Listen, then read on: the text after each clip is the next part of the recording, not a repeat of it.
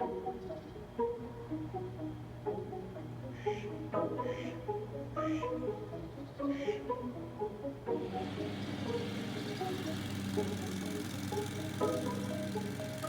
je m'appelle Christophe, je suis jardinier au château de Pierre-de-Bresse. Mon travail de tous les jours, c'est avec mon collègue Patrick, puisqu'on est deux jardiniers, on fait donc l'entretien du parc. L'entretien du parc, ça consiste à entretenir déjà les cours, le fleurissement, les tontes, la taille des arbres, ainsi que toutes les pelouses du château et des bâtiments externes. Ça c'est Et l'hiver, donc l'hiver, c'est l'entretien du parc, des parcs boisés qu'on pratique, on fait principalement du bûcheronnage, puisqu'il y a 23 hectares de bois, avec des arbres qui sont certains malades, certains cassants, certains vieillissants. Donc notre charge de travail hivernal est principalement le bûcheronnage, pour sécuriser le parc, puisque c'est un parc ouvert au public. Donc le but c'est de couper les arbres, les transformer en général en bois de chauffage, qui est revendu par le département, et sécuriser le public qui se promène dans les chemins, afin que personne ne prenne de branches. Aussi, ça donne aussi un aspect esthétique. Alors on a aussi les animaux qu'on s'occupe, on a des dindes, des chèvres, des poules, des ânes. Donc on s'occupe principalement du nourrissage de ces animaux, et puis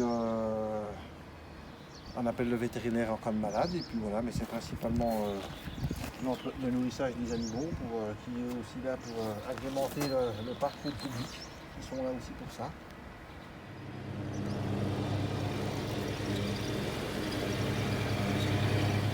Ah, il y a un projet, oui, en disant que pour les enfants qui viennent sur le site, il y a pour l'aspect pédagogique. En fait, le projet, c'était de faire dans la cour du château des jardins suspendus. Donc, c'est des jardins en bois, à hauteur d'homme, à hauteur pour les enfants, avec beaucoup de plantes, disons des plantes odorantes, des plantes qui sont colorées, qui sont douces au toucher.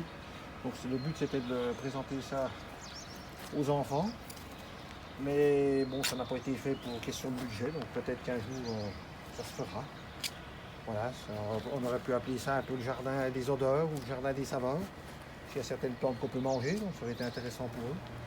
Donc c'est en suspens, mais peut-être que ça se fera.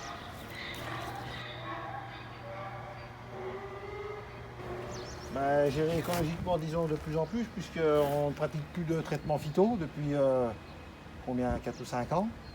Donc on fait des traitements à la vapeur pour les mauvaises herbes, enfin pour les mauvaises herbes, pour les indésirables, on va appeler ça comme ça.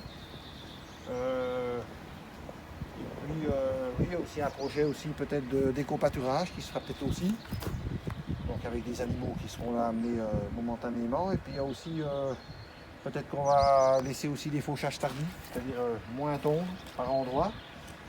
Et puis afin que toute la faune et la flore puissent se régénérer tranquillement.